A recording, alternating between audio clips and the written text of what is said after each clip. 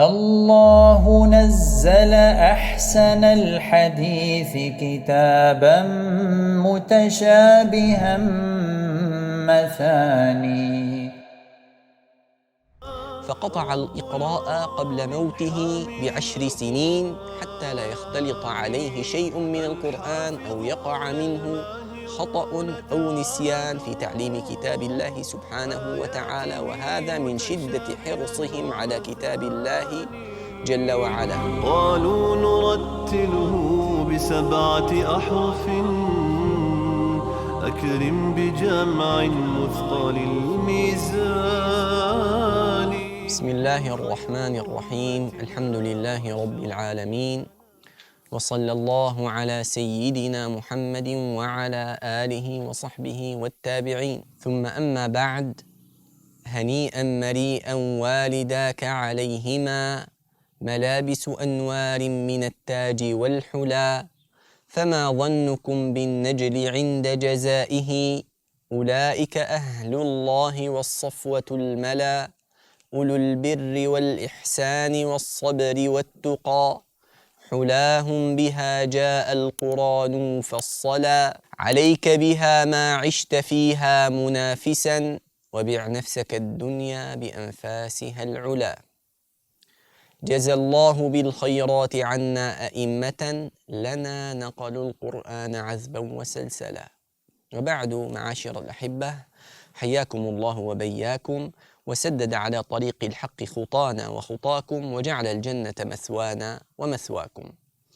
هذا لقاؤنا بكم يتجدد مع إمام كبير من أئمة القراءة، بل هو مقرئ مكة، وإليه انتهت مشيخة القراء بالحجاز، ورحل إليه الطلاب من شتى أمصار المسلمين، وسارت بذكره الركبان.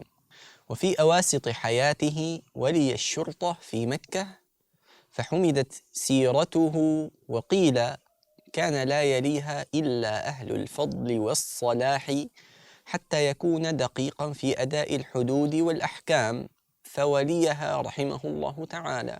فهل عرفتم من يكون؟ إنه الإمام محمد ابن عبد الرحمن بن خالد ابن محمد ابن سعيد ابن جرجة أبو عمر المخزومي، الملقب بقنبل، شيخ قراء الحجاز.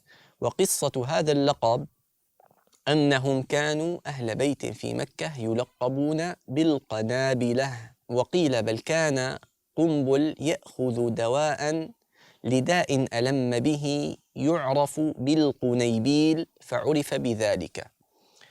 أخذ القراءة الإمام قنبل عن شبل بن عباد ومعروف بن مشكان عن ابن كثير، كما قرأ على البزي وأبي الحسن القواس وأحمد بن محمد بن عون النبال، وهو الذي خلفه في القيام بالقراءة بمكة.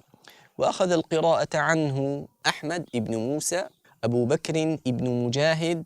إذا تذكرون تكلمنا عن كتاب الإمام ابن مجاهد الذي اسمه 7 في القراءات، وأنه من أوائل من كتب في هذا الميدان.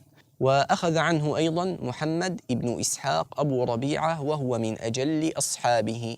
قيل أن الإمام قنبل طعن في السن، فقطع الإقراء قبل موته ب10 سنين حتى لا يختلط عليه شيء من القرآن أو يقع منه خطأ أو نسيان في تعليم كتاب الله سبحانه وتعالى، وهذا من شدة حرصهم على كتاب الله جل وعلا.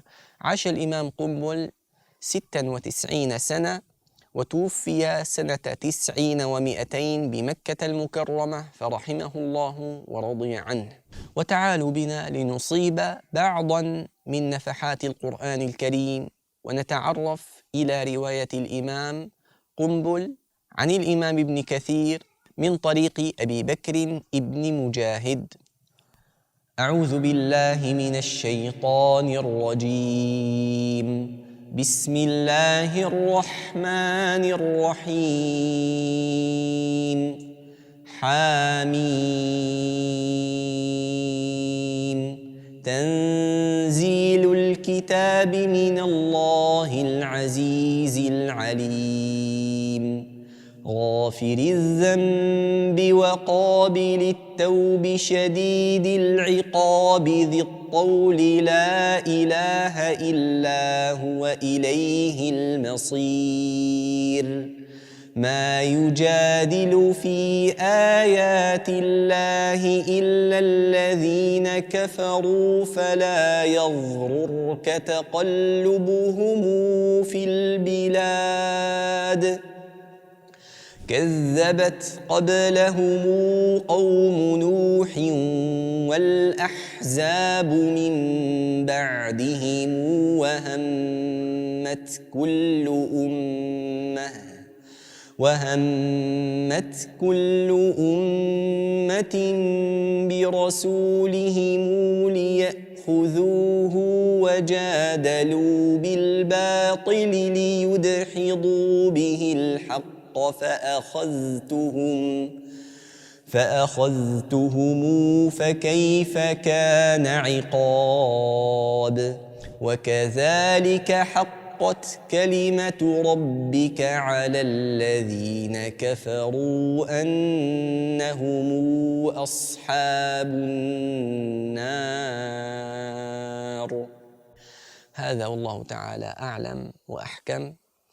بارك الله فيكم. قرأنا برواية الإمام قنبل عن الإمام ابن كثير من طريق ابن مجاهد، وكان فيها خلافا لرواية حفص. أولا قصر المنفصل لا إله، وثانيا صلة ميم الجمع فأخذتهم فكيف كان عقاب، وأيضا الإظهار في نحو فأخذتهم كحفص، وأخيرا صلة هاء الكناية فقلنا ليأخذوه إذا جاء قبل الهاء متحرك أو ساكن وجاء بعدها متحرك فإنه يصلها حسب حركتها، والله تعالى أعلم. ودمتم في رعاية الله وحفظه، وإلى أن نلقاكم. السلام عليكم ورحمة الله تعالى وبركاته. الذي يسقي القلوب حلاوة